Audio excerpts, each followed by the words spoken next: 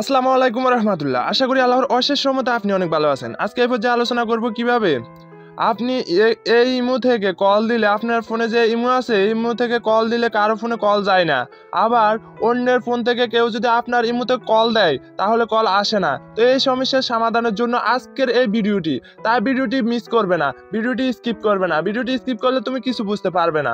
তো এই জন্য প্রয়োজন তোমার ইমো যে অ্যাপটি আছে ওই ইমো অ্যাপটি ওপেন করবা। ইমো অ্যাপটি ওপেন করে তোমার ফোন থেকে ইমো অ্যাপটি ওপেন করবা। ওপেন করার পরে এরকম একটা ইন্টারফেস শো হবে। এখান থেকে তুমি তোমার প্রোফাইল আইকনে ক্লিক করবা। এই যে প্রোফাইল আইকন, এই প্রোফাইল আইকনে ক্লিক করবা। প্রোফাইল আইকনে ক্লিক করলে এরকম একটা ইন্টারফেস শো হবে। এখান থেকে সিকিউরিটি অ্যান্ড প্রাইভেসি যে অপশনটাতে আছে, সিকিউরিটি অ্যান্ড প্রাইভেসি এই অপশনটাতে ক্লিক করো। এই অপশনটাতে ক্লিক করলে এরকম একটা ইন্টারফেস শো হবে। এখান থেকে নিচে দেখতে পাচ্ছ কলস নামে একটা অপশন। এই যে কলস নামে যে অপশনটা, এই অপশনটাতে ক্লিক করো। এই অপশনটাতে ক্লিক করলে এরকম একটা ইন্টারফেস শো হবে। এখান থেকে তুমি দেখতে পাচ্ছ এভরিওয়ান, মানে তোমার ইমোতে যদি এভরিওয়ান সিলেক্ট করো তাহলে তোমার ইমোতে সকলে কল দিতে পারবে এবং সকলে তোমার ইমোতে কল দিতে পারবে, চ্যাট দিতে পারবে।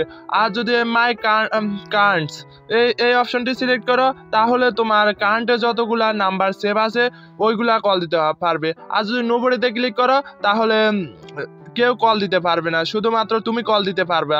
তো এর জন্য তুমি এভরিওয়ানে সিলেক্ট করবা। এভরিওয়ানে সিলেক্ট করলে তোমাকে সকলে কল দিতে পারবে এবং তুমি সকলকে কল দিতে পারবা। তো এই সমস্যার সমাধান হয়ে গেছে। শুধু এখানে এভরিওয়ানে সিলেক্ট করবা। সিলেক্ট করার পর এখানে ব্যাক আইকনে ক্লিক করবা। ব্যাক আইকনে ক্লিক করার পর তোমার এটা সেটিং হয়ে গেছে। তো এই সমস্যাটি যদি তোমার ফোনে হয়ে থাকে তাহলে তুমি সেটিং করবা। আর যদি অন্যের ফোনে বা তোমার বউর ফোনে হয়ে থাকে বা তোমার যে কোনো একজনের ফোনে হয়ে থাকে তাহলে তাকে ভিডিওটি শেয়ার করে দিবা, যেন সে ভিডিওটি দেখে এই সেটিংটা করতে পারে, তাহলে তার সমস্যার সমাধান হয়ে যাবে। তো আজকে এই পর্যন্ত। তো ভিডিওটি যদি ভালো লাগে তাহলে লাইক করে চ্যানেলটিকে সাবস্ক্রাইব করবা। ধন্যবাদ।